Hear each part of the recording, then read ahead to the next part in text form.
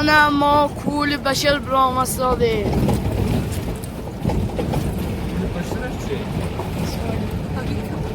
کوه از سنگ ها زیر کرده رای کول می نیدم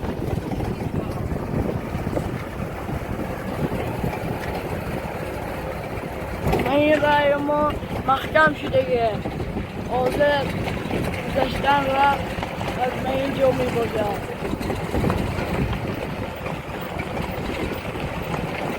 درخت ها سبزه ها گل کرده وانا شوفر تقوی اعظم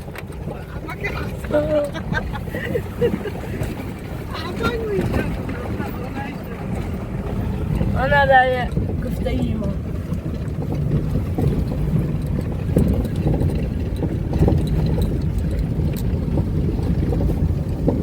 نه لکی زی میگرم لکی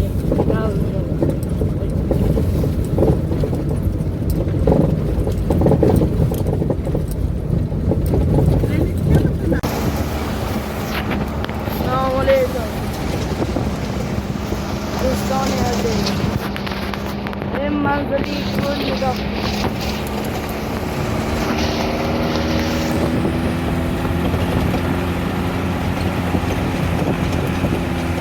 منظری سال غبار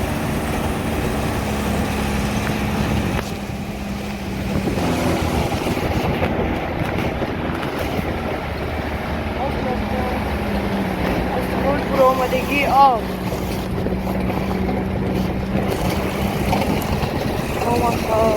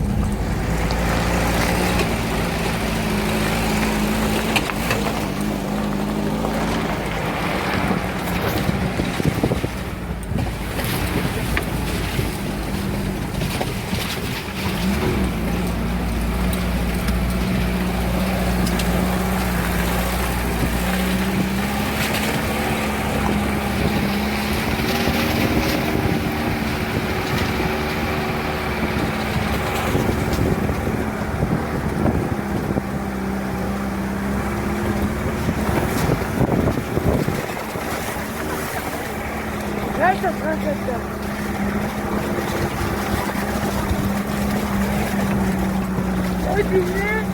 orijinal istemek, telegram kanalı, telegram bakıyoruz.